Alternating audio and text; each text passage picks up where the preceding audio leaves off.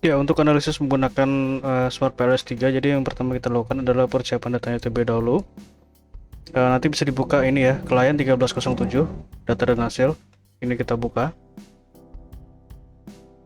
Kita tunggu sebentar.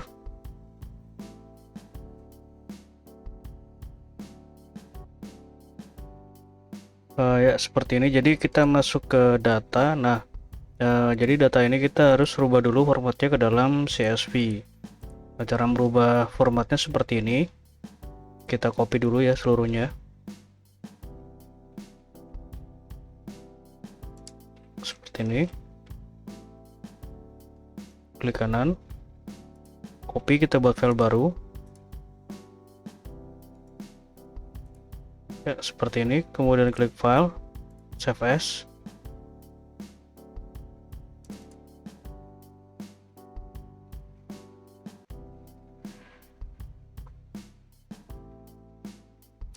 Kita ganti namanya di sini. Kita tulis aja contoh seperti itu. Kemudian untuk save as type, kita klik, kita pilih formatnya CSV UTF-8. Nah, ini ya. Jadi kita menggunakan yang format CSV ini yang nanti akan kita masukkan ke dalam aplikasi Smart PLS. Nah, karena saya sudah buat, nanti bisa gunakan file CSV yang ini saja. Seperti itu cara untuk membuat file CSV-nya. Ya, setelah file CSV-nya terbentuk, yang ini ya, CSV ini, kita buka aplikasi Smart PLS-nya. Di sini saya menggunakan Smart PLS versi 3. Kita tunggu sebentar.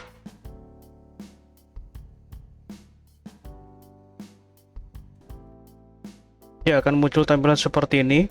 Kita klik new project, kemudian kita beri nama. Kita tulis contoh seperti itu. Lalu klik OK. Nah, kemudian ini ya, double klik to import data. Kita masukkan data CSV yang sudah kita buat tadi. Terus double klik. Nah, ini CSV-nya. Open. Lalu klik OK. Nah, ini tandanya data sudah masuk ke dalam aplikasi Smart PLS. Nah, lalu kita buat modelnya. Kita ini ya, double klik yang contoh ini. Nah, ini ya, double klik.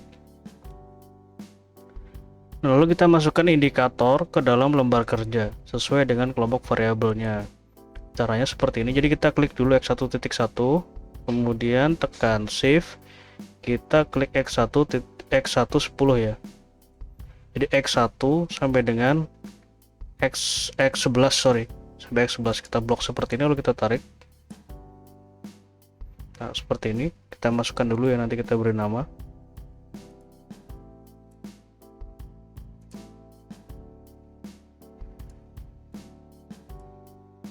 Ya, seperti ini kita rapikan.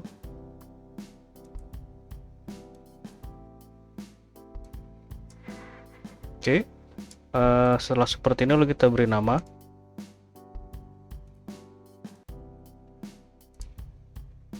Double klik kanan ya, klik kanan, rename.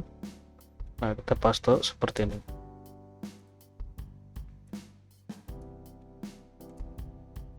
Klik kanan, rename.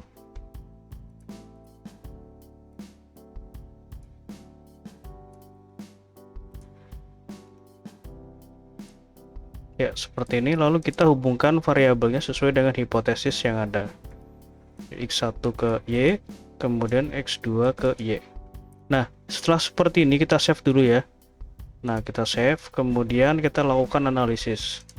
Nah, kita langsung buka saja untuk interpretasinya supaya tidak bingung.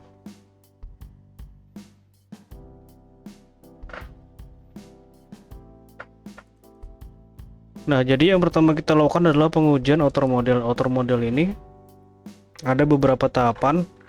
Yang pertama adalah kita melihat nilai validitas dari loadingnya dulu. Jadi loading dan AVE.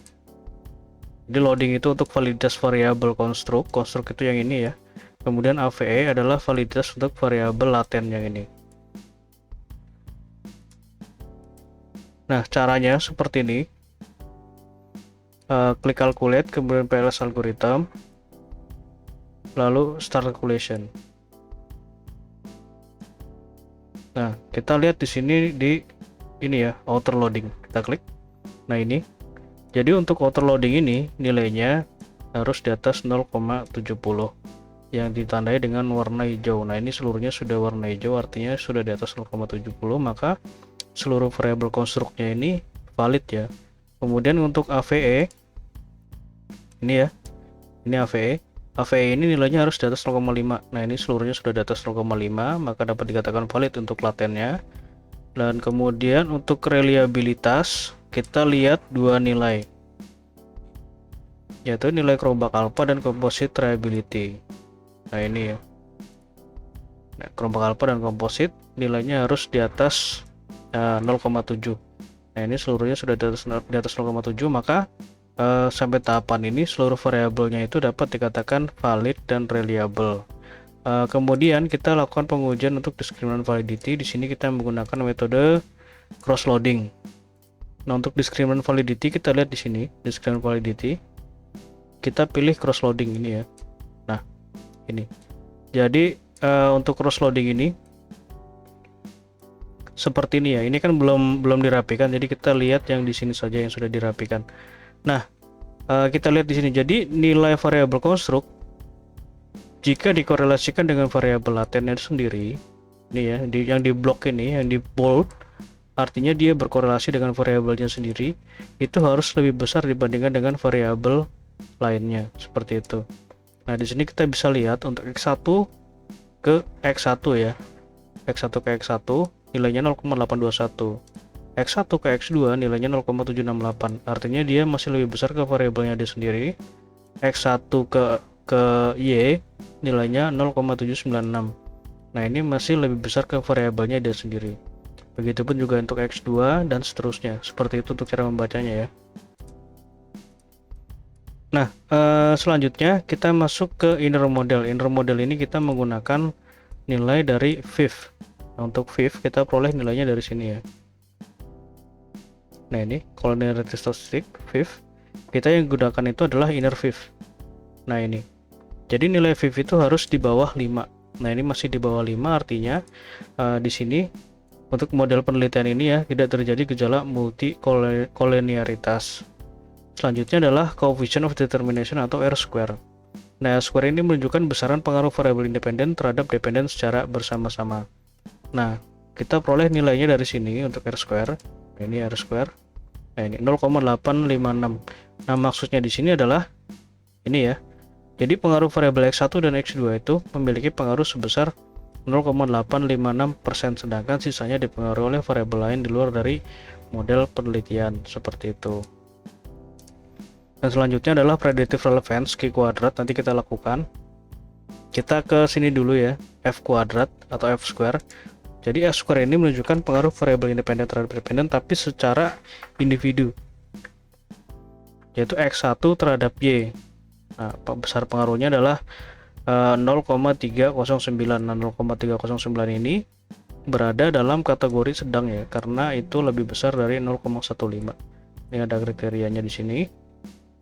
Untuk X2 nilainya 0,477, jadi lebih besar dari 0,35. Maka untuk X2 ini memiliki efek size yang besar atau pengaruhnya itu besar, seperti itu. Nah, kita masuk ke sini ya, ke pengujian predictive relevance Q kuadrat. Nah, untuk Q kuadrat caranya seperti ini. Klik calculate, kemudian kita pilih menu ini ya, clean folding. Nah, ini tidak bisa langsung kita run. Omission distance, nah ini ada tanda merah, kita harus naikkan dulu 1. Masih merah, kita naikkan lagi. Nah, 9. Start calculation.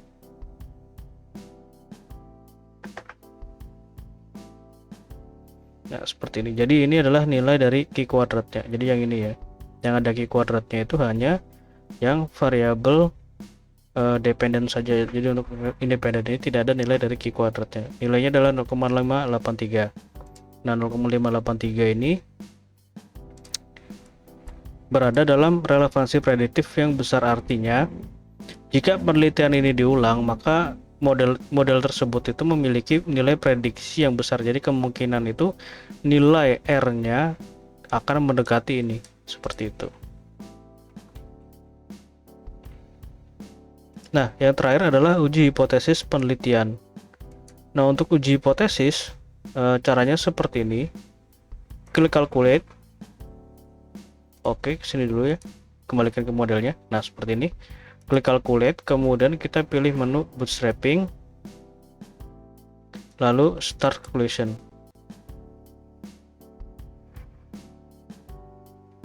Nah, ini adalah hasil dari uji hipotesisnya. Jadi untuk uji hipotesis di sini ada dua nilai yang kita perhatikan, yaitu original sample dan p-value. Untuk original sample menunjukkan apakah pengaruhnya itu positif atau negatif. Jadi kalau misalkan negatif, di sini akan ada tanda minusnya ya. Nah, ini seluruhnya positif. Untuk p-value ini menunjukkan apakah pengaruhnya itu signifikan atau tidak. Dikatakan signifikan jika nilainya itu lebih kecil dari 0,05. Nah, ini seluruhnya sudah lebih kecil dari 0,05, maka seluruh pengaruhnya itu signifikan ya. Jadi X1 terhadap Y ini ya, reputasi perusahaan terhadap minat pelamar kerja memiliki pengaruh positif signifikan. X2 recruitment terhadap Y memiliki pengaruh positif signifikan ya. Seperti itu untuk analisisnya. Jika ada yang kurang jelas nanti bisa ditanyakan. Terima kasih.